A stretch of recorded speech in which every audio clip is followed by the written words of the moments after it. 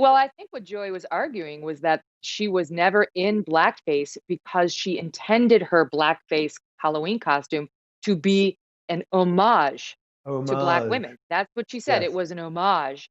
And, it's funny because I remember people saying very clearly when I tried to discuss this issue about whether there could ever be an instance where you were trying to honor someone, where it might be acceptable, and all hell broke loose.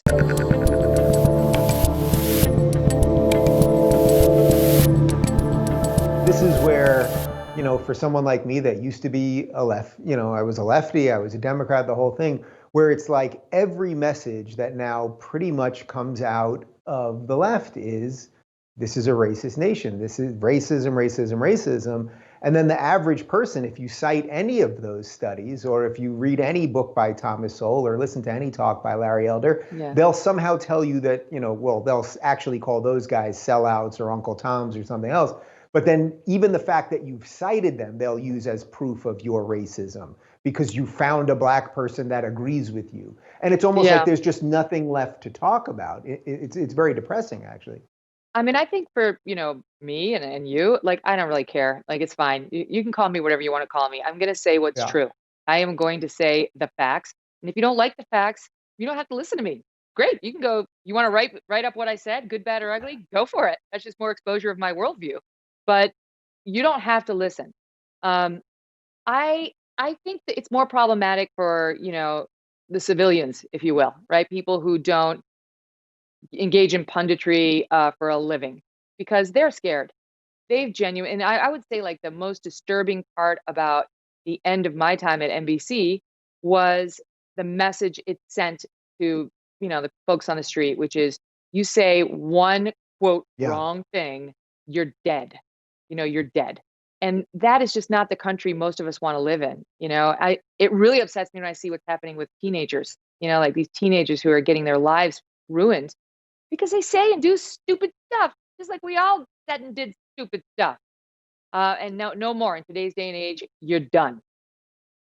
Yeah. So I don't want to rehash all the past stuff in NBC and all that, but I did see recently when Kim Klacik, who's running for representative for I think it's District 7 in Baltimore, she was on Yeah. The View. She got into it with the ladies, and a little bit of a cat fight started. And she basically said, "Well, Joy, talking to Joy Behar, you've been in blackface," and you had a pretty clever tweet about the sort of double standard on this stuff. That sort of if you're Yeah. a lefty liberal, you can kind of get away with not only being in blackface, but also pretending that the whole Black community, as Joy said, sort of supports her, where it was a little different for you.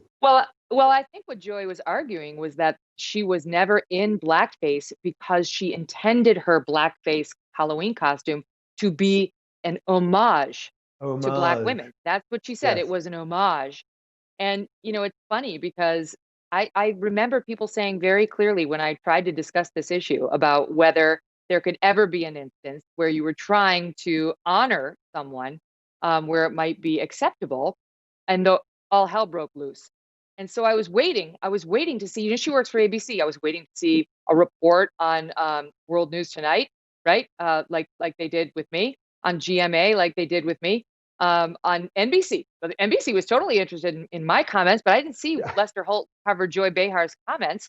And yet the whole world gave a very strong message that you may never, homage, no, intent is not relevant.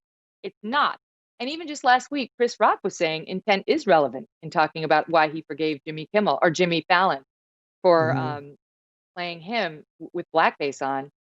So anyway, of course there's a double standard. It's like you got to live with it. You can't just like boo hoo, but it's kind of fun to call attention to it because they just can't get out of it. You know what I mean? The left is like the media is so dishonest. And I really make no distinction between the left and the media. They're other than Fox and sort of declared conservative media, there are no conservative outlets or even center or independent outlets.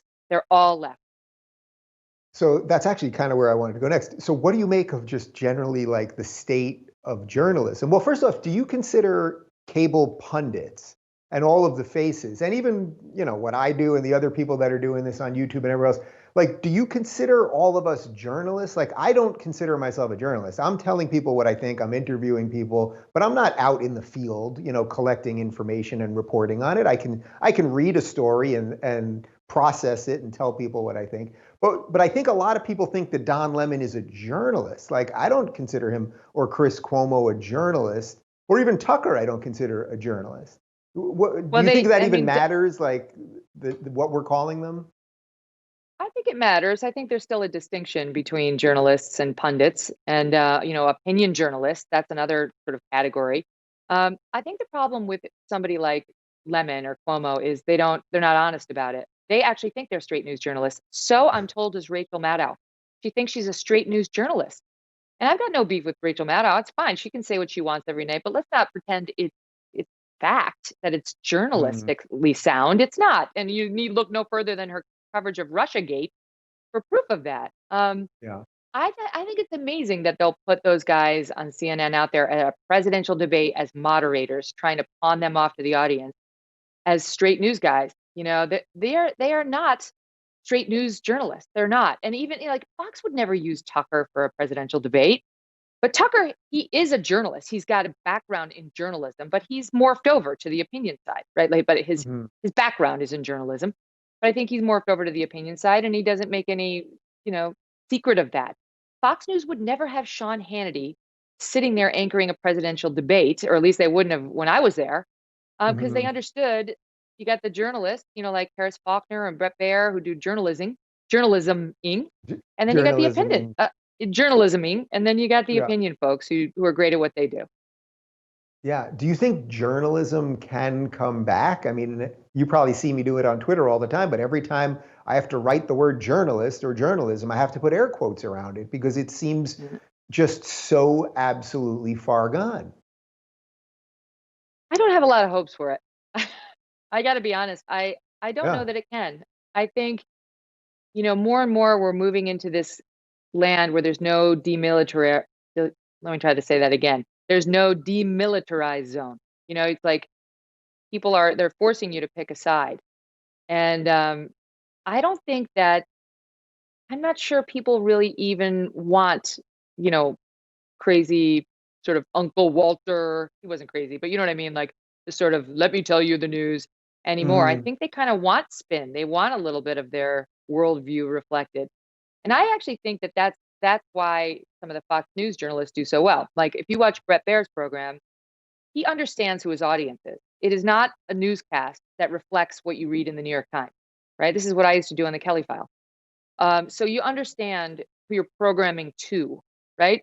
But then you discuss the news in a way that's truly fair and balanced. So it's not diminishing or dismissive of either side the way it always is if you see anything discussed, especially cultural issues on these other channels. Like, when was the Hmm. last time you heard MSNBC discuss homeschooling in any way other than with disgust, or the Second Amendment, or religion in the public square? They're disgusted by people who believe in those things, and it shows. So anyway, I don't have high hopes for it. I see us getting more and more partisan and retreating to those corners. If you're looking for more honest and thoughtful conversations about the media instead of nonstop yelling, check out our media playlist. And if you want to watch full interviews on a variety of topics, check out the full episode playlist.